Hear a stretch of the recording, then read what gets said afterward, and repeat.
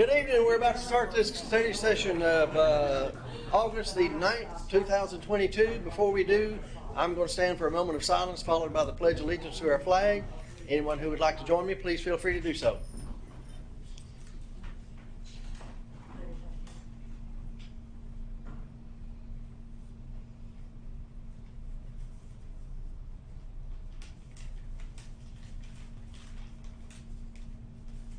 Join me in the pledge, please. I pledge allegiance to the flag of the United States of America and to the republic for which it stands, one nation under God, indivisible, with liberty and justice for all. Before you, you want to start. I have. All right, first item on the agenda is School Student Success 2022. Mr. Langford. Thank you, Mr. Brewer. First off, let's just say that we have a great year in terms of how our students bounce back, and we'll go through some of the numbers in just a second. There's more good news that I can't share until next week. It's that is embargoed by the Department of Education, and we can't share it until next week. But there's more good news about how great our school's doing. You know, I would say as we go through this slide deck tonight, to keep in mind, you know, the one thing we all know is that none of us love standardized testing. We all think it's too much. We all think that it takes too much away. But at the end of the day, a positive that we can draw from it is it does give us a measuring stick on how our kids are doing locally and nationally, or locally and at the state level. And it's good for us to look at it just because we want to be responsive to make sure our kids are getting the very best education possible. I would like, we've got a couple of our team members here. Christy is here. Christy Walsh, she's supervising in high school and does a bunch of other things too. Gene is a soccer game tonight, and Mr. Hallman, you haven't had a chance. Y'all know Mr. Hallman from R.T. Fisher and Schaefer, but he's helping with middle schools now. So in a future meeting, we'll get them to share some of the things going on in their different grade bands with you. Just wanted to kind of highlight a little bit at the start of 2021. So start of last year, only about 40% of K-12 students were offered in-person instruction in the United States. That's staggering to think about. Sumner County, 100% in person in 2021-22, and the year before, 2020-2021, we were 92% in person for K-5 and 87% in person for 6-12. I think I don't think you can put enough of a measure on how important that's been for what our kids and teachers have accomplished, and it came about because everybody worked together. I mean, from school nurses to teachers to community members, everybody, to keep our kids in school. And that's so important when you look at the national trends about what happened to kids that weren't face-to-face. There was a study that came out this weekend that was talking about how student time on devices at home doubled during the time of COVID. And as a result of that, there's an increase in anxiety, an increase in depression. There are a whole lot of things that go along with that we've got to try to work to reverse. That's a community thing to work on, not just schools, but schools and parents in partnership with each other. But there's a lot to celebrate that we were able to be in school. Nationally, students were 10% lower in math and 9% lower in ELA. And across the nation, students of color, students with disabilities, EL students, and economically disadvantaged students suffered disproportionate losses. So that's kind of the national picture. Now in Tennessee, it's quite a different picture. We'll talk just a minute. This last bullet point,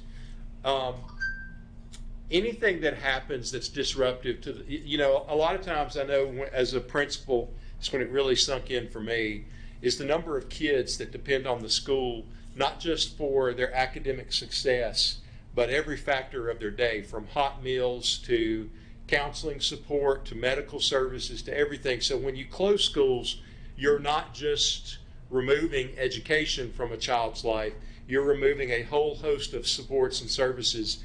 And for kids that are on this last list, students of color, students with disabilities, EL students, and economically disadvantaged students, they feel the burden of that impact even greater. And it's tragic across the state or across the country what's happened as a result of schools being closed or schools being 100% virtual.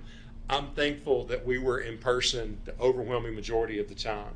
I also want to, I think it also paints a picture for what we'll see that's happening in those areas with our students, and we'll go ahead and jump there. Black, Hispanic, Native American had a student rate of increase of 35% in English and 34% in math. That's just, we've still got ground to cover, but the gap is closing, and that's what we always want to see, because we fundamentally don't believe that your race or ethnicity affects your capacity to learn. We want to make sure that our kids have the best. Students with disabilities, Norma and her team work tirelessly to provide opportunities and support for our students with disabilities. And it's nice to see, especially coming off of the challenges. It's hard to educate any child when there's a pandemic, and even with us being in person, we still had people out on quarantine and different things like that. That really affects students with disabilities. And Norma's team worked around the clock to make sure that those students receive the services that they need, and it's nice to see that they grew as a result. Also keep in mind when you're looking at this, Sumner County had, at the start of last year, we had over 500 kids that moved here from a different state and over 600 kids that moved here from a different district in Tennessee. So what that created for our teachers in the classroom is our kids had been in class for most of the previous year, face-to-face. Kids moving in from other districts and other states, many of them had not been in class for 12 months, some up to 18 months. So what happened is kids come in. We're happy to have kids come in from all over the country. It's really exciting to see how Sumner County is welcoming people from around the state and around the country. But one of the challenges of that is they're coming in. It's not, typically a teacher can predict at the start of the year where kids are going to struggle. Back when it was just Sumner County's kids moving from 2nd grade to 3rd grade, 7th grade to 8th grade, 9th grade to 10th grade. What becomes hard is when you've got kids coming in from all over the country at different levels of schooling, face-to-face for the last year. And our teachers, like the other thing I think that's caught in this is our teachers did an outstanding job of overcoming the challenges that they faced, not just from the challenges our students have faced that grew up in Sumner County, but moving here from other states, other countries. They did a tremendous job of overcoming those obstacles. You'll really see that here. Our EL students increased at 37% in English and 30% in math. At the same time, our EL student population increased from 1,050 in August 2021 to 1,336 in May 2022. And increasingly, we're getting a larger number of students that are coming where they speak no English when they arrive. Our EL teachers and staff have done an amazing job. And I want to say that their proficiency rate increased on the EL test from 38% to 51%. That's a massive increase, and we're really excited for the work that they've done. Mr. Watts? Mr. Chair, can I interrupt just a second? I want to point out something about that. Yesterday, I was at White House Middle School about 11:15, 11:30. And I'm standing there talking with principal, assistant principal, and I'm just looking at the students in the classroom, and I noticed right just at that table right there, there's this young man sitting there had his tray in front of him and just kind of sitting there, just not really looking up and just kind of sitting there. And finally asked, because I can't stand that. I can't stand isolation. And I asked assistant principal, I said, is something going on here with this young fella? No, it's his first day and he doesn't speak English. Mm-hmm. So I didn't do anything but go right on the other side of the table and sit there and try to talk with him. Now, I don't know if he understood me. I didn't understand what he responded, but at least somebody looked him in the eye and talked with him. Yeah. This is real. Mm-hmm. This is real. Thank you. Yeah, and increasingly, Mr. Wise, to piggyback off that, a lot of times we think that all EL students are from Spanish-speaking countries, and it couldn't be farther from the truth. We have We have several refugees from Ukraine that are in our system now that we're working through. You know, in addition to language, there's also the trauma of being from a country racked by war. And our EL teachers are doing a tremendous job every day. And Ms. Rice, I think what's amazing is you'll be able to go back in 3 or 4 months, and that child that can barely speaks no English now will be communicating with kids, and it's remarkable to watch.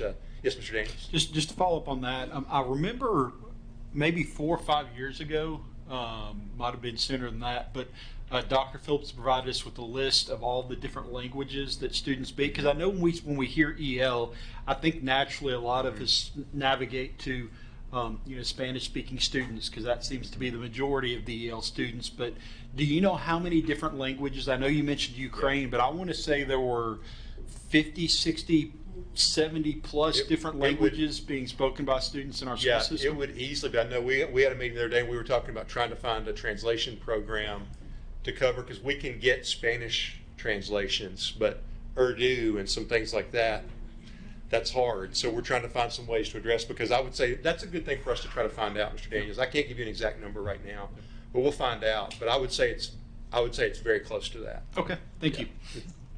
Yeah. All right, economically disadvantaged students, 33% in ELA, 34% in math. Again, economically disadvantaged students during the time of the pandemic were hit with a lot of obstacles beyond just, what everybody experienced. Parents losing jobs, getting displaced. I think one of the things that shocked us the most when we gathered, we collected, we did everything we could during that 9-week shutdown in 2020 to check on our students, and I think it was eye-opening for everybody. Andy's team helped serve, school nutrition helped serve 700, I think it was 700 and something thousand meals during that 12, 13 weeks when everything was shut down in 2020. And I think it was eye-opening for a lot of people just how many families relied on that for basic food services. And our economically disadvantaged students face a number of obstacles. And I want to say just a minute, test scores aside, I think one of the things that's a huge advantage in Sumner County is the way our communities work together. Because, like we know our Family Resource Center provides all kinds of clothing and everything, but, I know every school that I was at, and just about every school in the county, has a partnership with area churches and community teams, and they bring in bags of food, clothing, Christmas presents, everything that's needed. And I think that's a very distinctive mark of Sumner County. It's not something that directly affects test scores, but test scores in a way are a measure of the overall health and strength of your community.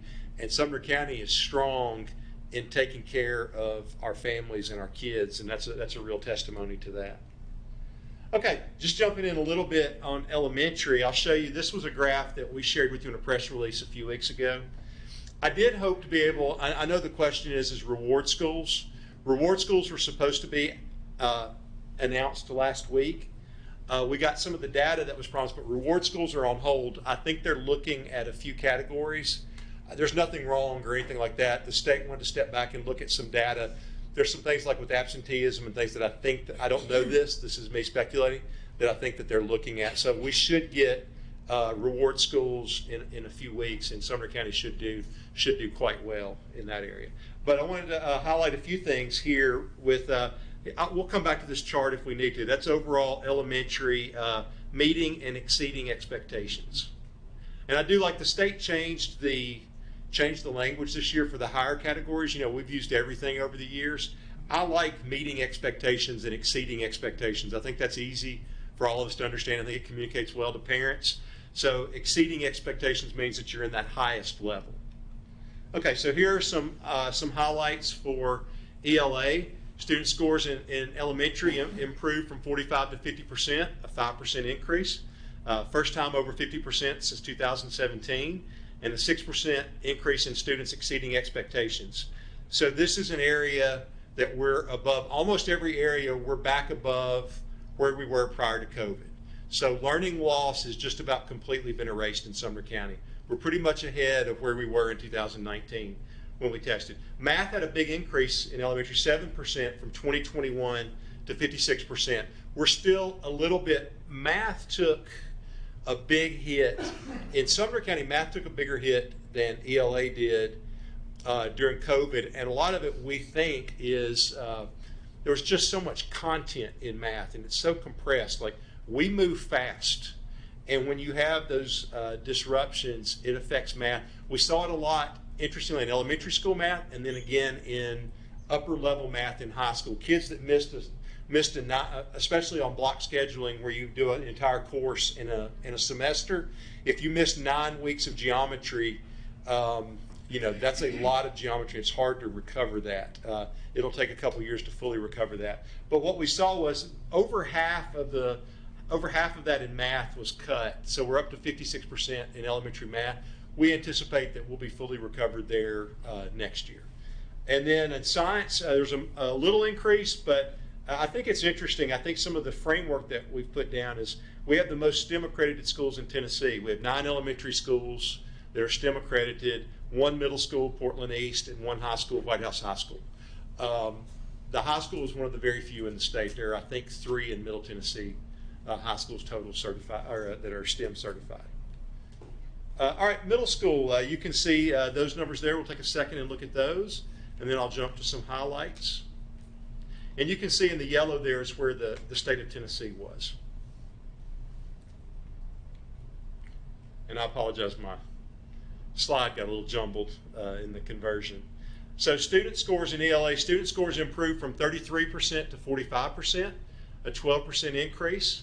The percentage of students exceeding expectations increased by 11% and doubled from 2019. Let me just say, like, in middle school, for a long time, especially in English, we were kind of just stuck. That was not just a Sumner County thing, that was a across the state thing. We saw significant improvement in all subjects in middle school, especially in English and math. Just to jump down a little bit, in math, student scores improved from 47% to 56%, a 9% increase. But look at 7th grade student math. If you've ever taught or been in a 7th grade classroom, that might be the most challenging job in education. 7th grade is a tough year on kids. Hormones are raging. You're not quite an 8th grader, but you feel like you should be. There are a lot of challenges that go on in 7th grade that our students face. And they really did an amazing job. They jumped 53%, 22% above the state average. It's a big jump in middle school across the board. I need to pull, I'll try before when we get reward schools, I got the link now to look at how our individual schools rank statewide. I was talking to Mr. Bowman this week. Hunter was 4th in the state for middle school in some of the areas. So I'll get numbers for all of our schools. But I mean, we all know Hunter's a great school, but it was a top 5 school in the state this year, and that's reflected in these middle school numbers. But any number of our other middle schools across the board, like we had one of our biggest ELA jumps in. I think it was 7th grade ELA at Westmoreland Middle had a huge jump, and so again, just more to celebrate. High school, you can see, of course, high school is a little different in terms that it's tested in end of course exams in specific courses. And those growth rates are shared over there on the side. Algebra 1 up over 7%, Algebra 2 up almost 12%, Biology up 10 3/4, English 1 up about 4%, English 2 11.7%, Geometry 9, and U.S. History 5.37. So we saw growth in all EOC assessed areas, all green. That's when we get these rankings, they come in green or red. Red is bad, green is good. It's good to see green. Over half of our students are on track or mastered in English 2. That's a big jump for us as a district. Our success has been attributed to staying in school, increasing lead educator support of teachers in high school. Our instructional coaches, our lead educators, last year was the first time we were 1-to-1 in high school, and it's made a huge difference. Our high school teachers really needed the support that an instructional coach can give. Our lesson library, Google Classroom integration was very helpful. And then we've got English and math teacher committees working with the district on PLC teams. That started last year with math. It's going to spill over into everything this year. But what a PLC, I was thinking that, JJ likes to say that we have our own distinctive language in instruction. So a PLC is short for Professional Learning Community. And really what that means is, like, if you're out of school, your Algebra 1 teachers would get together and they would look at how their students are performing. Now, sometimes you would look at data from tests, but other times you would look at, everybody would bring student work. Sometimes it would even be like, hey, I'm trying to teach this one, let me jump into a subject I'm more familiar with. You know, we're trying to teach thesis statements. How's it going in your class teaching thesis statements? And we would talk about different ways and bring student work and compare notes. A lot of times we're looking at student data because, you know, if you have a question that you're giving across the department and 95% of the kids get it right, then you know they've got it. You can move on. If 35% of them get it right, then you know you need to step back and look at it again and work through it. You know, I think like most of us when we were in school, the idea was if the teacher taught it, it was your responsibility to learn it. It was funny, I had a teacher when I first became a principal. She was actually my Algebra 1 teacher, and she told me one time, like, just like when you were here, Scott, I taught it, it's your responsibility to get it. Where we are now is that if we teach it and no one learns it, have we really taught it? And so our teachers have become very skilled at measuring what kids are learning so that we can, you know, the same side is like if you start 95% of the kids already know how to do it, there's no need to teach that. Move on and teach something else that they need support and help with.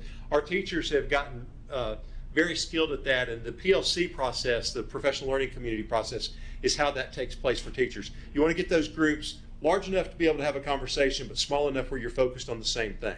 So typically you'll see like an Algebra 1 or 7th grade English or a 8th grade science group get together and work.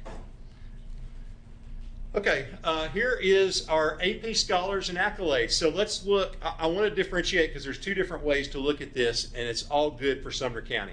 On the left, you will see we've got a continuing growth of our AP Scholars. We talked a few weeks ago, I think Ms. Hayes brought it up, the number of kids at Hendersonville High School that blew the top off the AP exams. Like one kid, I saw a Twitter picture, one kid had 6 5s on the AP exam. So if you get above a 3, you have a good chance of getting college credit. If you have a 4 or 5, you almost universally get college credit. So that child picked up 18 hours of college credit just from 1 year at Hendersonville High School. That's a substantial savings for parents if you're on the paying for college side, but it's a great testament. You know, the other thing is, like, I know, like, you know, my daughter took AP Calculus in high school, and then when she was in an engineering program last year at Alabama, you know, Calculus 1 was very easy for her. The engineers had to retake it. They didn't get college credit, but she blew through it because she had that background and that base. It was really helpful, and that's really the purpose of the AP classes, is to prepare prepare our students for the challenges at the next level. So if you look, like, you get a 1 to a 5 on an AP exam. For years, we had kids taking AP exams, but our scores were below a 3. So our goal has always been to get above a 3. And for the second consecutive year, we're above a 3. Our district average was a 3.2. And you can see over on the left side the number of students each school had that were AP scholars. Now, to be an AP scholar, you have to have you have to score the right score on 3 or more tests. So we've got a couple like Westmoreland and Portland. Portland has just gotten to the 3 AP class stage. They've got enough now where you'll start to see Portland, but it'll take a little while to generate the 3 test scores. So Portland is definitely seeing, if you're on Twitter, you've seen they've been posting, they're doing what Hendersonville does. They put signs in the yard if the kids get a 5. We're working with Westmoreland too. They'll be up there, you know, before too long too. It just takes, once you start, an AP program is an investment over a couple of years, and so it takes a couple of years to build, like what you see at some of the other schools. But if you'll look over, so those are the individual schools, but if you'll take a second look on the right, we had 1,039 AP students this year. They took 1,451 tests with an average score of a 3.2, and 73% earned a 3 or more. So that means roughly about 750 students earned college credit through an AP class last year. That's pretty remarkable. And then we had 1 AP capstone diploma. That's a program that we have at Hendersonville High School, Merrill Hyde, and White House. It's I can't. Christy, do you know the requirements on that? Not to put you on the spot. It's a 2-year program, AP Research and AP Capstone, and they have to Yeah. Yeah, it's quite a process. So it's AP Research and Seminar. You have to score high enough on the AP, like 4 or 5 on the AP classes. But the first class, they teach you how to do research. The second class, you pick a topic and you basically do the equivalent of original research that you can do as a high school, but it's not limited to like English or something like that. If you're into chemistry, you'll work with a chemistry teacher and develop a project that revolves around that. It really opens the door for kids to explore what their interests are at the next level. And I can tell you, anyone that completes that AP Capstone program is going to do exceptionally well in college, because they'll know how to write, they'll know how to ask a research question, they'll know how to formulate an argument, and they'll know how to support it. You know, I remember I had the privilege of teaching one semester at Emory when I was a grad student, and Emory's big selling point that year was they had an average of 1,400 on the SAT. And I taught about 100 kids, and we gave our first test, and I was grading them, and the writing was awful. And I was in my small groups with them, and I was all over them, because I'm like, y'all all have 1,400s on the SAT, and you can't write a thesis statement. And I had that teaching and learning moment where I was like, okay, teacher, if you got 100 papers and 90 of them don't know how to write a thesis statement, that's not reflecting on the kids. That's reflecting on the teachers. So I was like, let's step back and learn how to write. We'll throw this one out and we'll start over. But these kids are going to perform at an exceptional level. Yeah, Mr. Dean? I was just going to say that, you know, I know as we've continued to grow and expand our course offerings, and I think I've mentioned this a couple times, when I was in high school here at Gallatin High School, you almost had to get selected to take an AP class. It wasn't something that was available to the entire student body. Yeah. And I really like how, as our course offerings has expanded, more students that want to pursue that course or an AP level class have the opportunity to take those. My question about the test is, if I'm not mistaken, the test is about $70, give or take, somewhere in that ballpark. And I know we offer the ACT through our school system, and so we cover the cost of that test. You know, I think that's our junior year, if I'm not mistaken. Do we cover any cost towards the AP exams? Is it one that we cover? Is it all of them, or? We cover, with Katie's team, we cover economically disadvantaged students test, and then we cover third, fourth, and subsequent tests for all kids. Okay. Yeah. We do the best we can to cover as many of those, because you know, it's one of those things that it is a cost, but it's also, when you look at our success rate, it's $90 versus you know, $2,300 as a college course. So. Yeah, and the other part is not just you know, you get those credits, but it also prepares you as you take those the college testing exams to test you into higher level courses and clip you out of some of those core classes too, which again saves you time down the road. So thank you. Yes, sir. And generally, every AP class that a kid takes, it increases their ACT score by about 1.25 points. And I can say, like, AP language, I can tell you, like, both of my daughters, once they took AP language, they were in the high 30s on the English part of the ACT. That's a hard one to move because it's a lot of grammar, and it's very specific and focused. But that class really moves the needle for kids on AP for ACT. I want to. Mr. Gregory had a question. Okay. Let me say one more thing, because I think, Mr. James, another thing that you raised is the equity piece, and an area like we've really blown the doors off, because AP used to be kind of like a select society. It was like your high-level honor society kids, and they traveled all day together. We're really seeing that expand and reach out. An area where we still have work to do is to identify kids, especially economically disadvantaged kids, students of color, and give them the confidence starting in the earlier grades to sign up. Like, I can say, like, as principal, when I was principal at White House, I had to really fight to change the culture, because we had a lot of parents that wanted their kids to have a 4.0, and they were afraid for them to take on the challenge of an AP class because they didn't want to blow that GPA. And I had to do a lot of work we had to do a lot of work to share and say it's worth the risk, because the payoff with college preparation, ACT improvements, things like that. So, you know, we've worked on some things, and now that we're, you know, journeying out of COVID, I know Christy's done some things in the past, like with TVOS, which is the growth measure that I can't tell you about tonight because it's embargoed. That's really good.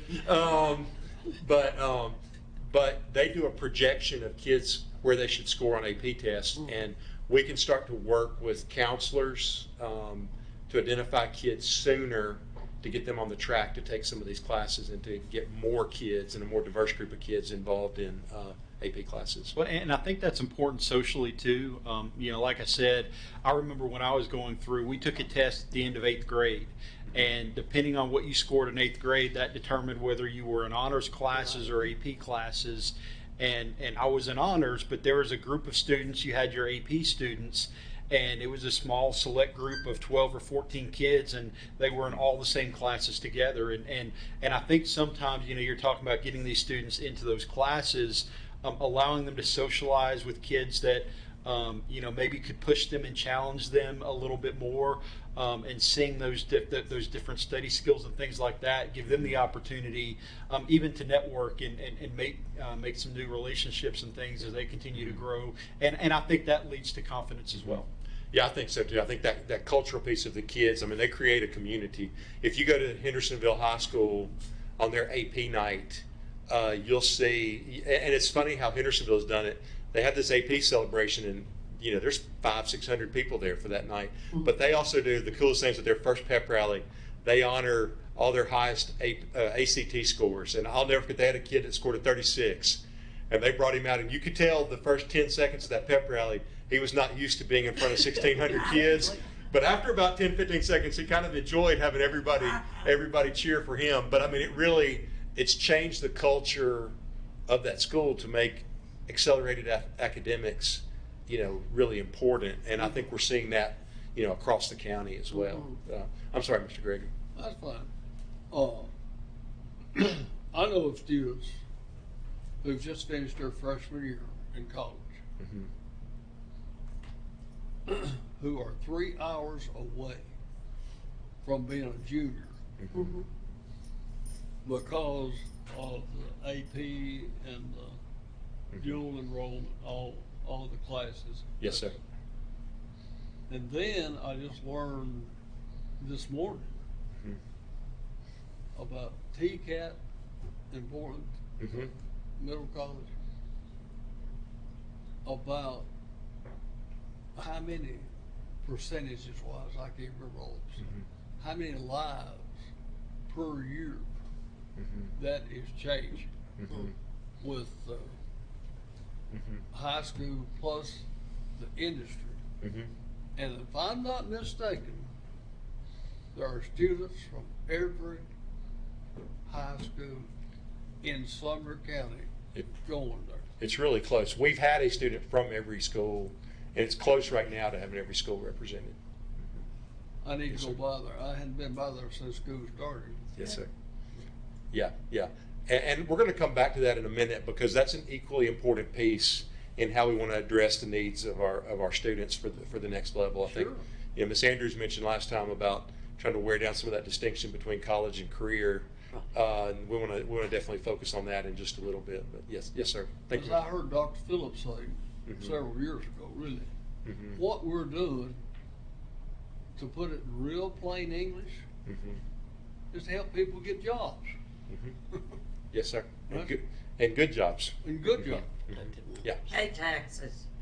Yeah. Okay. All right. We'll go on to the next slide. Okay. This to jump.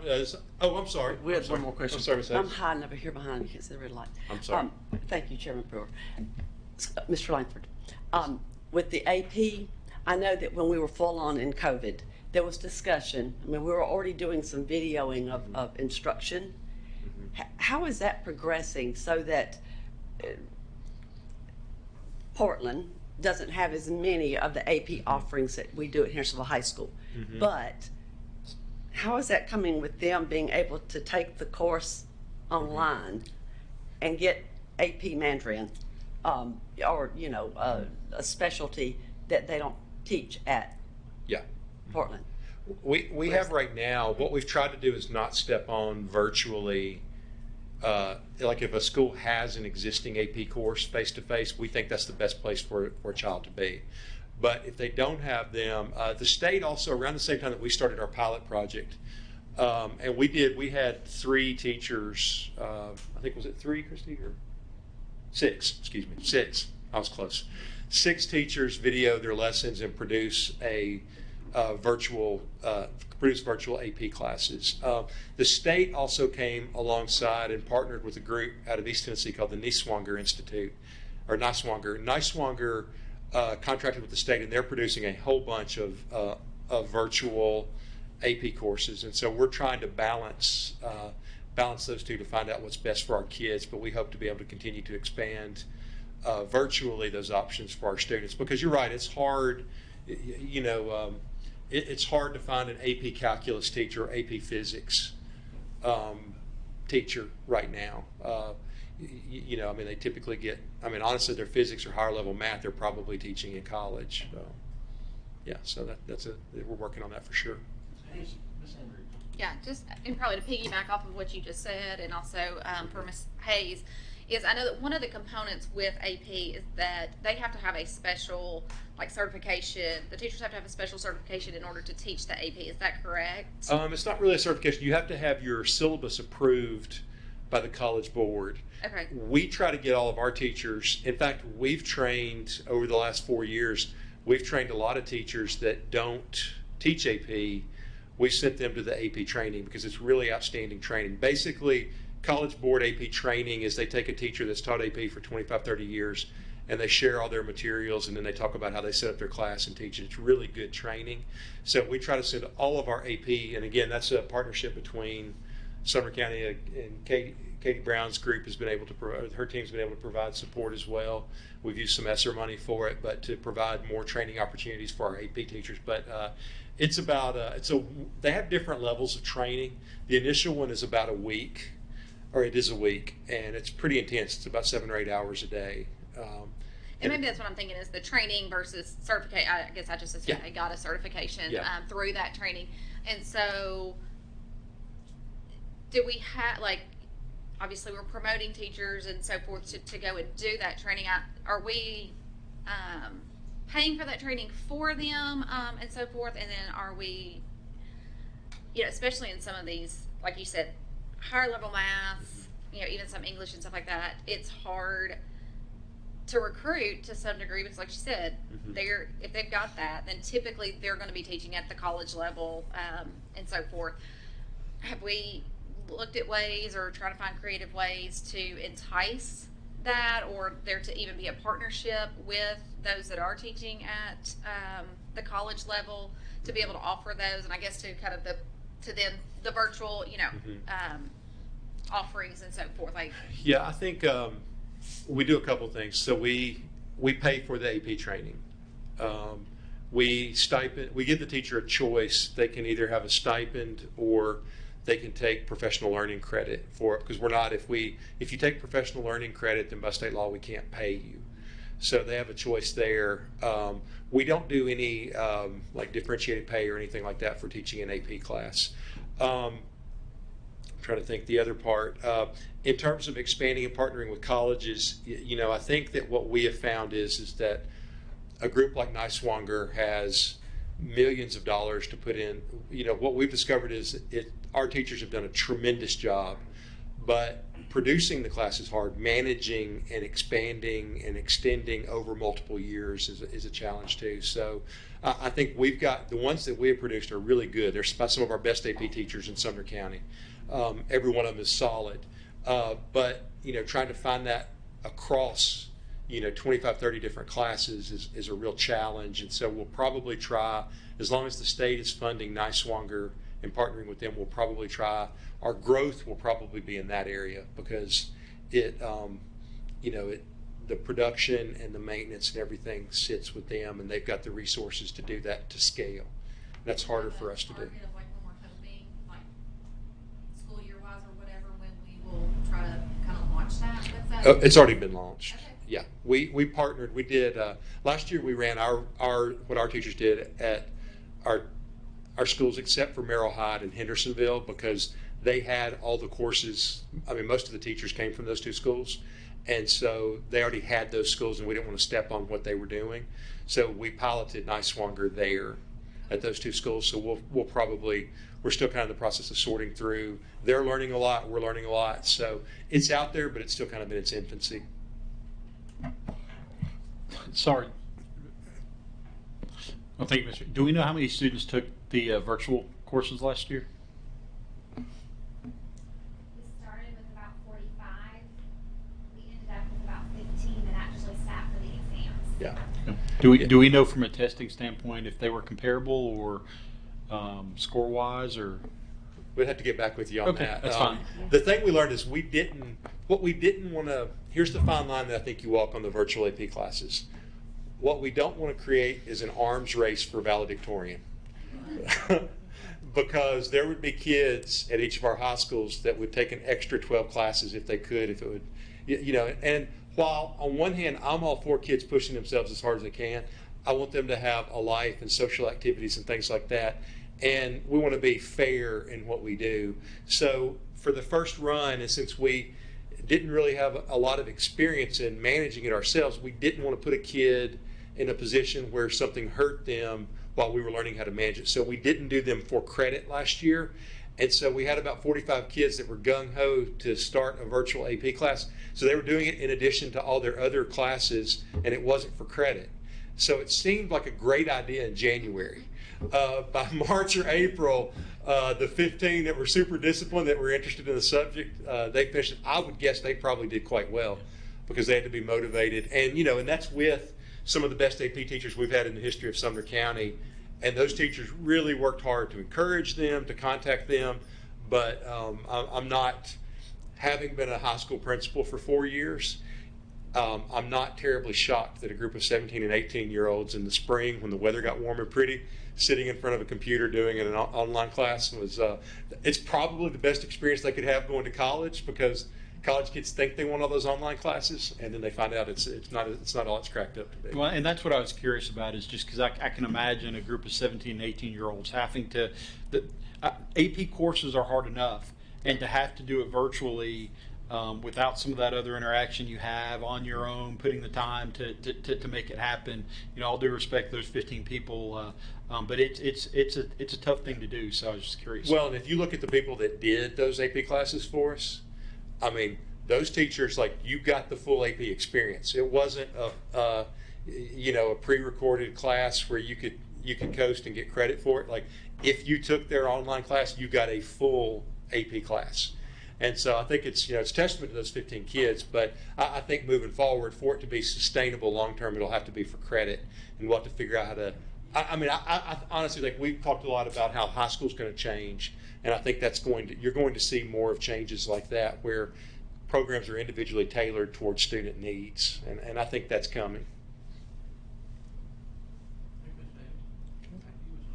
All right, so CTE highlights.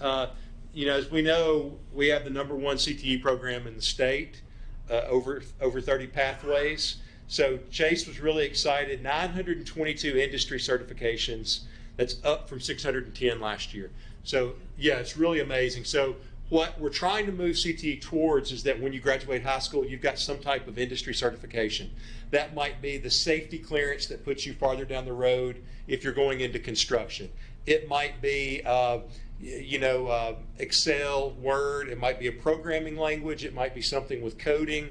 It could be like a certified nurse assistant license. There are a whole bunch of different ways that kids can go to get industry certifications, but there's a huge push, and we've done an exceptional job in accomplishing that. 183 dual credit exams passed, up from 163 the year before. 61. We had thousands of dual enrollment credits, but 61 credits earned for a dual enrollment course in CTE. So that's where we're starting to see some of these career pathways move into the next level of going just beyond the high school level towards credits. And then 25 of our CTE students earned a 3 or higher on the computer science AP exam. And let me tell you, there are degrees of difficulty in AP exams. They're all challenging.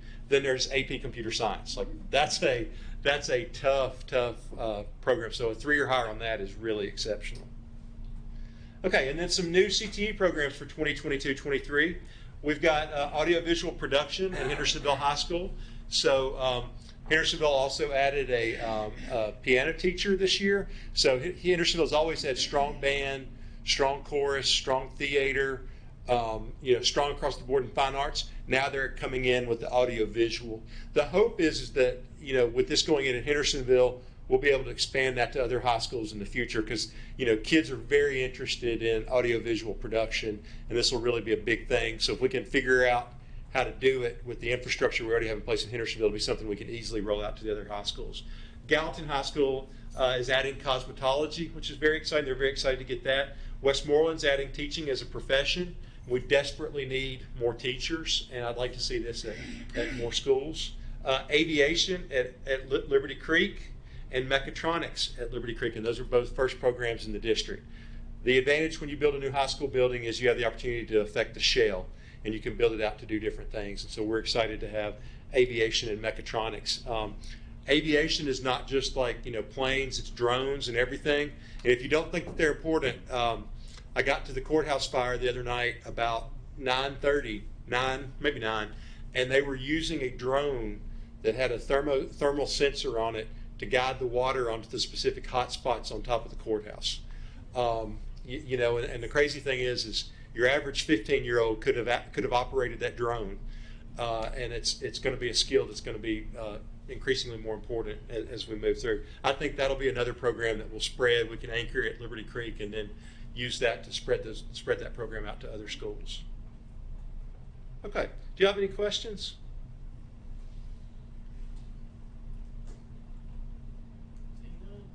All right, let's go to Esser, Chris.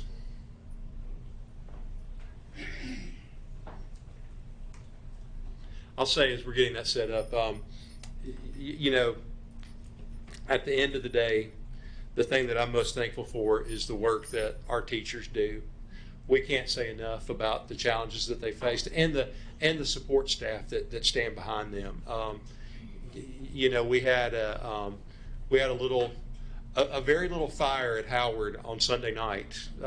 On the back end of I was sitting. Mayor Brown looked at me about midnight and said, "I hate to tell you this, but Howard's on fire." And so I got over there, and it was amazing. One, just to speak of our community, we talked about that earlier. Gallatin had put the fire out. It was a very minor fire with a whole bunch of water. The sprinklers worked really, really well. But when we got there, the Gallatin firefighters were there with squeegees and the big machine that sucks up water to keep water from getting in more classrooms. So until we could get there, they were doing everything in their power to keep down the water. And this was while the biggest fire event probably in the history of Gallatin, at least in this century, was going on. They were over there helping do that as well. Andy's crew rolled in about 12:30, 1 o'clock. And by 5:30 the next morning, there was no smoke smell. All the water was up. They had replaced tiles. They had just about all the ceiling tiles replaced. They had even repainted a bathroom, all by 6 o'clock in the morning. It's really amazing work. So I'm thankful for our teachers and our support staff that make everything work, and our community. All right, we wanted to give you all a little bit of an Esser update. We will be rolling a survey to get feedback from the community. I can't give enough of a shout out to Karen Craighead. I wish she was here. Karen manages so many different things because, I don't know if I should say this if it's on the internet, but if you've ever had to work with the federal government, it is the most complicated thing you can imagine.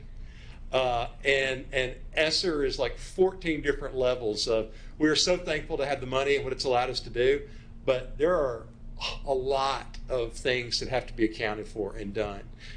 We want to always spend every penny and be accountable for it to the citizens of Sumner County.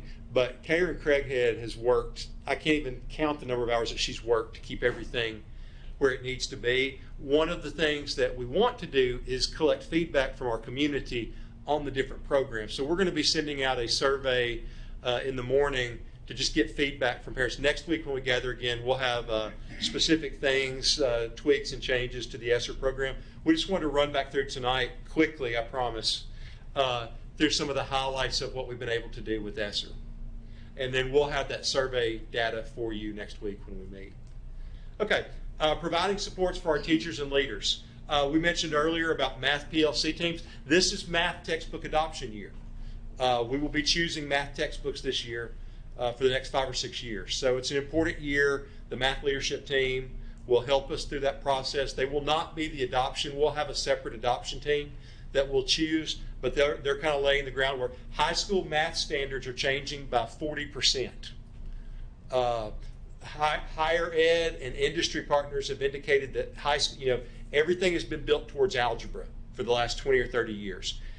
Our industries, technical colleges, everybody have been pushing that more statistics, probability and statistics are taught in high school because they need that for logistics. And, if you notice, logistics is the thing that runs everything in the world right now. And so those math standards are changing to address the needs of a changing world. But that's going to be a heavy lift. And so you'll continue to see English and math leadership teams to help meet the needs of our teachers. These are teachers and instructional coaches that work together to gather feedback from teachers and to tweak what we're doing in the classroom. There are funds in there for math curriculum adoption. Additional lead educators. We're now 1-to-1 in high schools and very close in elementary. Middle school is 1-to-1 as well. Additional social workers. Okay, providing supports for our parents and guardians. We're continuing to use POSIP and Remind. We sent, if you believe this or not, we sent over 22 million Remind messages last year in the district with 53,000 active monthly users. Only 12 million of those went to Sarah. But seriously, we've never had a communication tool with parents that's been as useful as Remind. It simplifies and streamlines everything, but 53,000 active users. We're hoping to use POSIP more this year to get feedback and work with our schools to be more responsive to the feedback that comes in, but we'll continue to do that. Increased Wi-Fi access and bandwidth, and then our school counselor coordinator position. Y'all, I don't know if you remember when we talked about this, not this past budget, but the budget before, the counselor coordinator may be the best position that we've ever added. I don't think we realized the magnitude that we needed, and then to have Bobby Kane working with everyone is, even if you had the opportunity to work with Bobby, she's absolutely outstanding. So what our counselors are on the front lines of meeting the needs of our students, and along with our social workers, and the needs of our students are rising at a level, just unprecedented levels of student need. And so the school counselor position has been one of the biggest supports that we've been able to add. Academic support for students.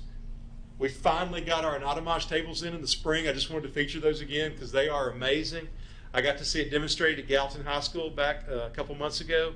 And every time I get around doctors, I share with them, I make them watch the video of our Anatomage tables, and they're always blown away. In fact, recently one doctor told me that more medical schools are going to this because they can't get cadavers anymore. So they're going to these digital platforms. So basically our kids are getting in high school what they probably won't see again until medical school if they go that way. We've added some EL teachers, school nurses, SPED consulting teachers, SPED coordinators, K-12 intervention supports. What we mean by that is the biggest thing that we do right now is teach kids to read. The most important thing that we do is teach kids to read. We now have a comprehensive, we use, it's based on Orton Gillingham, which is kind of the gold standard of phonics. We always called it phonics growing up. Now it's foundational literacy. But foundational literacy, it's more than phonics, but a big chunk of it is phonics. But it's learning how to sound out words and decode words. That's how you learn to read. Sadly, we got away from that as a nation for about 30 years, and it's demonstrated in things like spelling and reading and comprehension and things like that. The most important thing that we do is teach kids to read, especially when we got kids moving here from all over the world and all over the country that come in with different levels. So every one of our K-3 students every day has a foundational literacy lesson. Okay, we use Wilson Foundations, but if they're struggling beyond that, we use Wilson Reading System. There are a number of different, but basically kindergarten through 12th grade, our students are able to receive intervention to help them learn how to read. And that's one of the most important things that we do. We're adding, I should actually say Cambridge. It's an ACT prep program. Cambridge is universally well reviewed and regarded, and that should be rolling out to all of our high schools. The materials are starting to roll in, and they should have those for their ACT prep programs. First time we've ever had consistency across our ACT prep across the county. And then equipment for middle schools. We've picked up 3D printers, robots, drones. If you've noticed, middle school robotics is like the Super Bowl now. It's real. We have a robotics team, I think, at every one of our middle schools now, and it's really taken off and it's exciting. Continued summer programming. We had, I'll go through this really quickly because we looked at this last month. We had 2,700 students served in Summer Scholars, K-8, another 770 students in in-person credit recovery and high school special interest camps. Mr. Daniels and I have had this dream for several years that we're going to have a countywide musical theater. We're going to do that next summer. We had it at a couple schools this year, but next year we've got to do the countywide. We got to do the countywide musical, but we've been able to move the needle on that a little bit. And then, oh, go ahead. I'm sorry. No, I just had a quick question. I know you're talking about the continued summer program, which kind of is some of that learning intervention, whether it's the credit recovery or the students having the opportunity to try new things. I know when we looked at some of the test scores and the increases there, obviously 2020 that there was no standardized testing. 2021 we saw, at least statewide, there was a decline because so many students weren't in school again. Fortunately, we spent most of the year in school, and so we kind of stayed ahead of the curve. And then you continue to see increases last year. I know you've talked about this a couple times. Was the ESSER funding used for some of the programming we used for the counseling for students, the after school lessons, I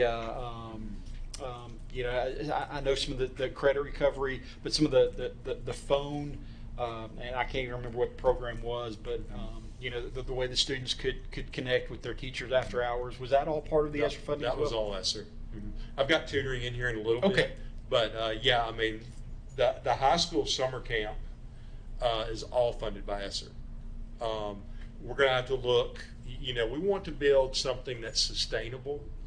And so, there's some changes coming. The literacy law that was passed a couple years ago that funded Summer Scholars, our K-8 program, K-7 program, was written into law for 2 years to fund it, rising first graders through rising seventh graders. We thought it was important to have eighth graders in there and to do something for high school, so all that was funded out of ESSER. Next year, the program shifts from fourth to eighth. We've got some questions that we'll have to ask because the problem is that our biggest number of participants is in that elementary age group. It's also where you get the most return. It's easier to teach kids how to read when they're little. It gets harder as they get older. So we've got some tough questions to ask there, just in terms of sustainability. The same for high school, some of the things that we've been able to do in the short term to get kids caught up, not just like most of our kids that are native to Sumner County have done fine, but when you have kids that have moved in, haven't been in school in 18 months, they've got some real credit shortfalls that we're trying to get caught up through various methods, one being summer in-person credit recovery and Edgenuity-based credit recovery. And we'll continue to work through that, but yeah, that's most of that was funded through ESSER. Well, and I know even with the Summer Scholars program, I talked to a number of parents and even students and saw some things online where, some of the kids were like, I don't want to get up early, I don't want to go to school. And, they're like, I got to go to summer school. And they realized it was more like camp. Mm-hmm. The way they learned what they learned, it was their interest. And credit to our transportation team for being able to provide the transportation for those students, because otherwise there's a lot of these students that wouldn't have had that opportunity to participate. And I think that's just as important as offering the classes, is making sure that we give as many students the opportunity to attend as we possibly can. Yeah, and I think this summer, what was really exciting in the high school level is how many kids went to other schools. I know, like I was talking to Mr. Lyles at White House High School. He did an auto program. He had kids that signed up from all over the county because they wanted to learn how to change oil, change a tire, know basic things. He refused to let me in the class because he said I was job security. But no, there were a lot. I mean, I know Chef West, his culinary arts class runs, everybody wants to take that. And they did some neat things, like they cooked for homeless shelters and different things like that. And, I love the fact of giving back as a component of the summer program as well. But yeah, that really, really went well. Okay. All right, and then tutoring, we had right about, 2,855 students participated in our tutoring this year. We had 230 teachers tutor. You know, the state has rolled out, it's called All-Core. We're not participating in All-Core because it had a lot of, it had a lot of strings. We thought we could do it better with what we were laying out, because we wanted, as best we were able, we wanted teachers to provide the tutoring for a lot of different reasons, but just knowing that our teachers would, you know, our teachers, their depth of relationship with the kids and their grasping knowledge of the content helps tremendously. And so we had 230 teachers across the county step up and provide tutoring services. We've done it in different ways. We have like, I won't get into any more abbreviations or anything, but tutoring works best when it's less than 4.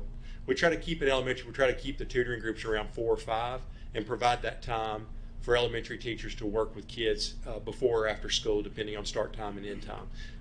We have that in middle school as well, but we also have, you know, sometimes you'll have a kid that'll miss 3 or 4 days of school due to illness. We've got to wait for them to come in and just meet with the teacher. They don't need prolonged 6 or 8 weeks of tutoring. They need 2 or 3 days to get caught up from when they miss. So that we see that used a lot more in middle school and high school. But we try to provide, you know, different levels of tutoring based on what our students need.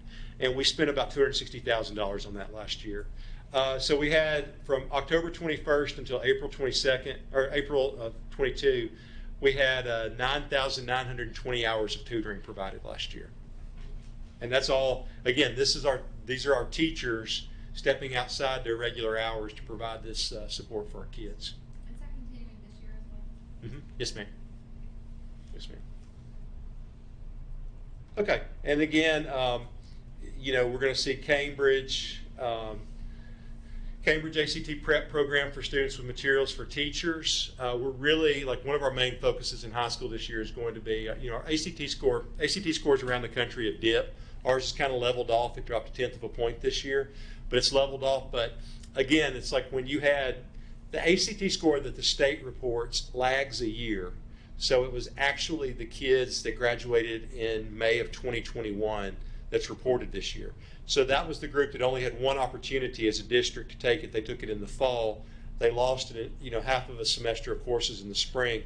So honestly, you know, that's pretty reasonable in terms of where we saw our scores go. But we've got a lot of rebounding to do. We've got to work on that. And, you know, we've got a comprehensive ACT prep program coming in with the materials and resources to support our teachers and schools. One of the things I'm excited about, this will probably be more of a next year thing than a this year thing.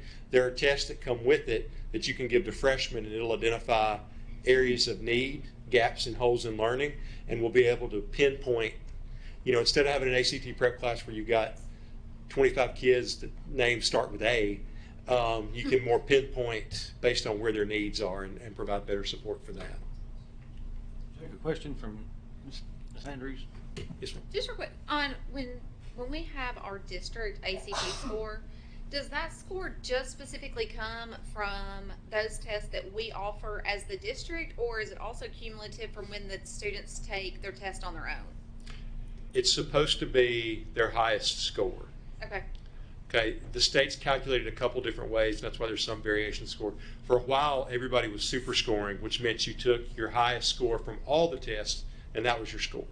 They moved away from that about 2 years ago, I think, 2 or 3 years ago, and now it's supposed to be your highest cumulative score. You know, that's hard to verify at scale, but you know, the good thing is now is we're back to each of our Sumner County students getting 2 opportunities to take the ACT for free. But it does include, like, if the students pay on their own to take it Right. outside of those, and If so that forth, score is higher, that goes in. it will get in there. They're The not state just works taking- with the ACT and they Okay. pull those scores. They pull the highest score.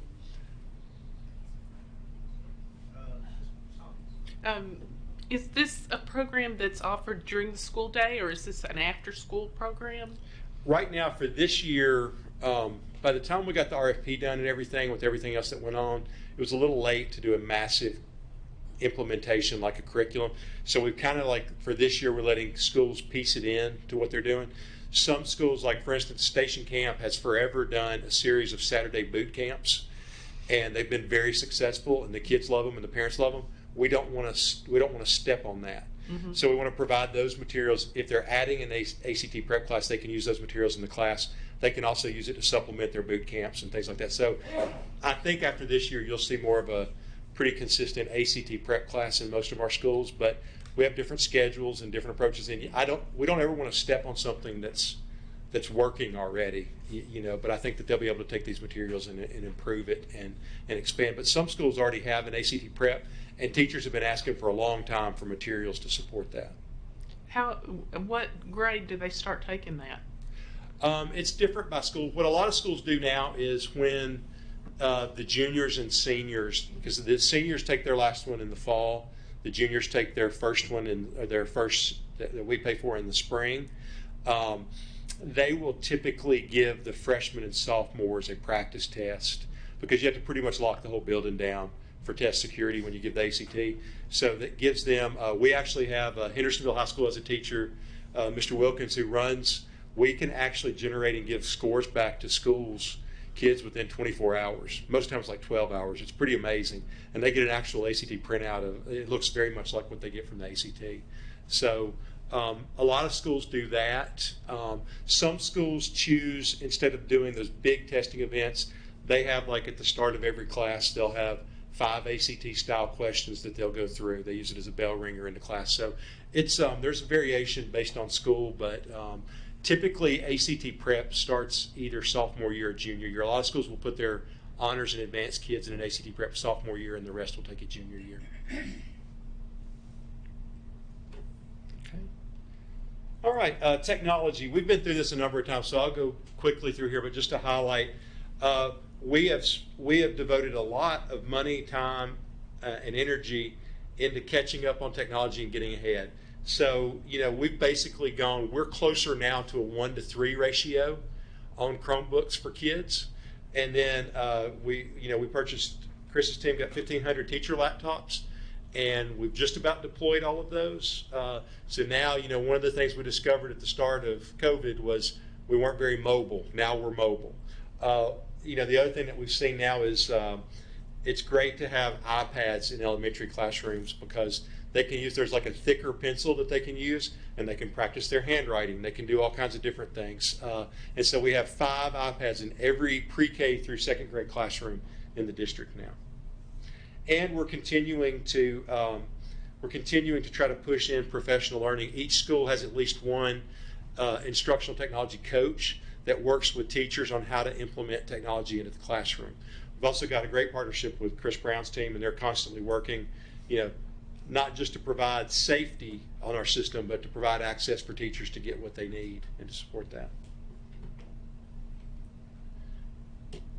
Any questions? Mr. Daniels. Thank you, Mr. Gregory. Mr. Daniels?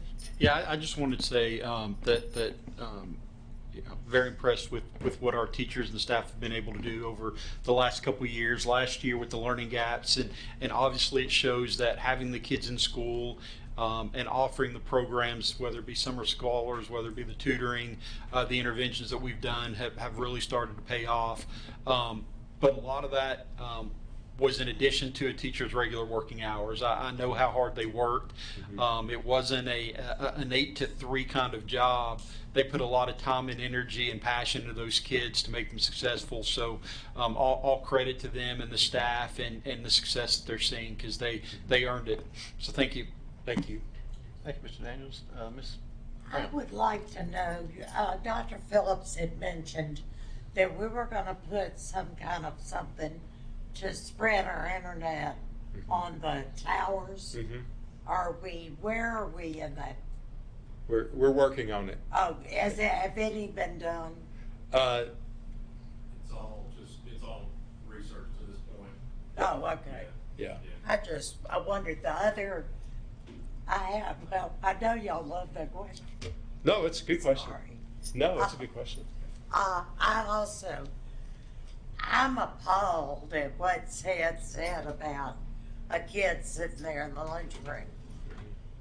I'm appalled that we have kids with first aid that don't speak English, and we're not providing them with not necessarily a buddy for a day, but it could just be from class to class where the first class person takes them to the second class and passes them off Yeah. to a person, and then they will be eating lunch with somebody. Yeah.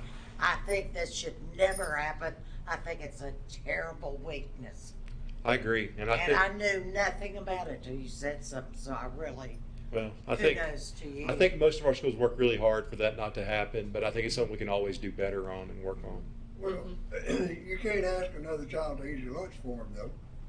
Well, I no, mean, he was it's according to what they're having. he was at lunch, and I noticed he was kind of isolated, Yeah, and I don't like that. He wouldn't. I mean, the next student was as close as Yeah. Ed and I, Mhm. but nobody was talking with him. Yeah. So I talked with him. He didn't understand me, but I still talked to him. Well, and he knew somebody was there. And- I just think Yeah. that it should be I think it should be more than what you're mentioning. You say, oh, they do their best. I don't know that they're doing their best, and so I'm going to be doing some checking. Okay. But my thing is that any new student really needs it. Yeah. But especially one who's floating out there in Lululand, and we don't know how to get there. Yes, ma'am. You know, I went to school in Florida, and we had Cubans come in the whole time I was in elementary, and one would just appear, and the kids are great. Once you get them in with somebody, they all knew. By the end of the year, they were fluent in English because kids are going to talk. They want to share. Now, what they share sometimes, because I had one when I was teaching in this building, they had shared with him every cuss word that ever was invented. And I had to have a come to God speech. But if you can learn those, you can learn regular So, words. some things may be universal across middle school and high school boys.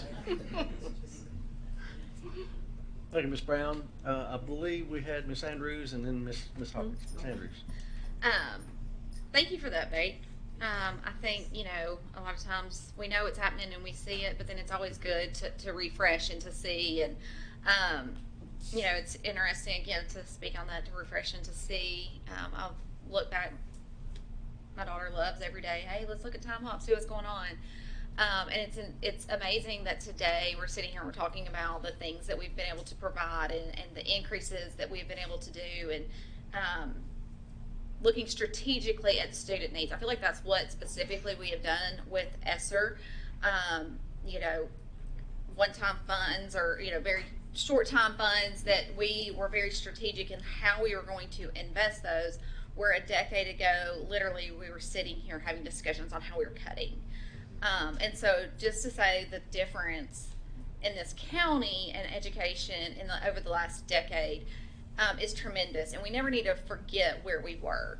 And I also just want to say, you know, when we talk about CTE, you know, as you know, my oldest being a senior this year, you know, we've gone to college visits, and a lot of times, you know, you're paired up with other families from various places, you know, touring the colleges and whatnot. You're hearing different things they're interested in and whatnot. And I think sometimes we can take for granted what we do offer our students here in Sumner County, because we were on a tour and the student was talking about, you know, wanting to go into nursing or whatever, and I'm thinking about our homage tables, and I'm like, oh wait, not everybody has that. Yeah.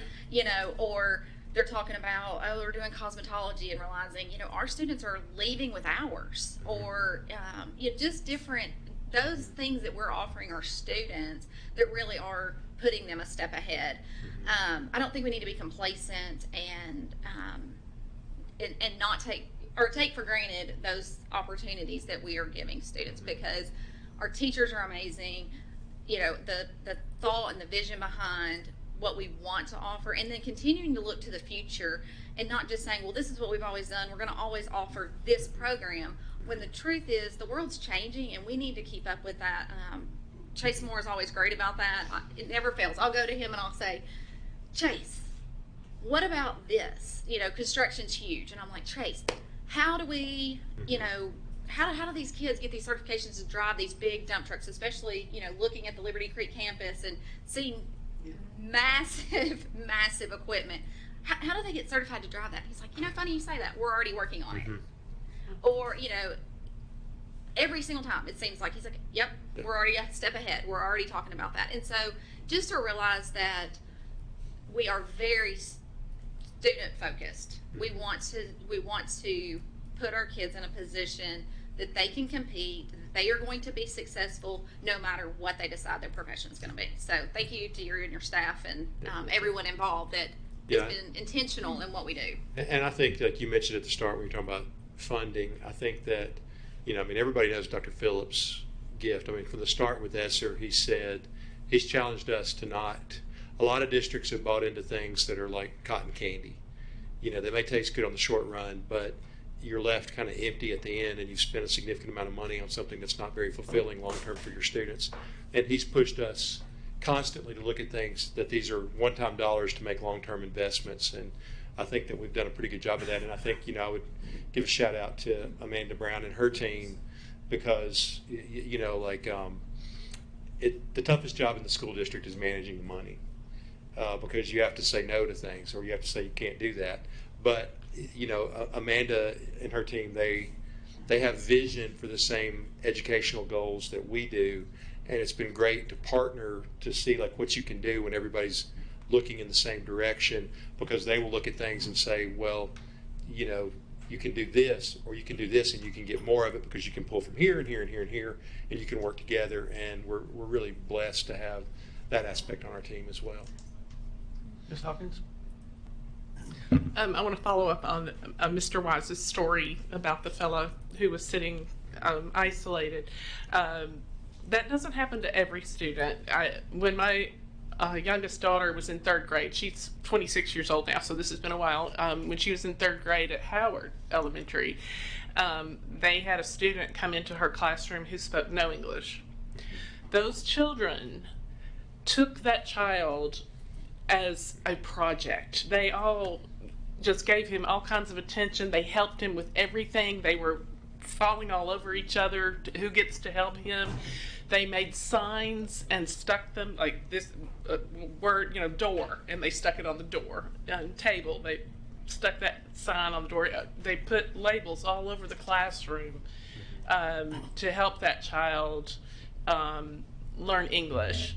So it may be different in middle school. I know children change as they get older, but I just wanted to give an encouraging story that children do have good hearts, and they saw this fellow in need, and they really did want to do all they could to sit with him at lunch and to help him if somebody, you know, if he needed something. They were wanting to help him. So there are good stories out there too. Thank you, Ms. Hawkins. Thank you, Ms. Hawkins. Mr. Wise? Thank you, Mr. Chairman. I don't want to talk anymore about my friend at lunch yesterday, but, you know, I think about in our country, and the proof is in the pudding, and we just saw the pudding. You know, big old COVID came around, within the last 2 years. And through education systems for a tremendous loop, we were in waters that we'd never been in before. And I cherish the day that we could say that we're on the other side of it. I think we're there. But I think about the journey to get to where we are today, and the pudding proves it. Our educators in this country are being taken advantage of, because I'm going to tell you, during COVID, I saw, you know how when you're in the 4th quarter of the ball game and you're down by 3 and there's about 2.5 minutes left, there's a surge of energy. Because you know you got to get it done. And I saw our educators with that surge of energy, not knowing what was on the other side of this thing, not really knowing how to get there. There stands one of them right there, the big guy. If we, in this country, if we don't start appreciating and paying our educators, our education system in this country is going to be without educators. Now, can it start here? I hope. It's got to start somewhere. We have to compensate our educators. We have to appreciate our educators. And I do. Thank you. Thank you, Mr. Wise. Anyone else? All right. Well, we thank you, Mr. Langford. Thank you, the whole crew, for everything y'all done. We're going to adjourn, but I think Ms. Bachman would like to say something before everybody leaves. So we're adjourned, but Ms. Bachman. Okay, this is just to the members of the board. I don't know if we want to send a token of remembrance, a positive thing to Dr. Phillips. If you would see me after the meeting is over, and we'll do that. Okay, if you're all in agreement? Okay, all right. And I have a card also. Thank you. I feel so adjourned.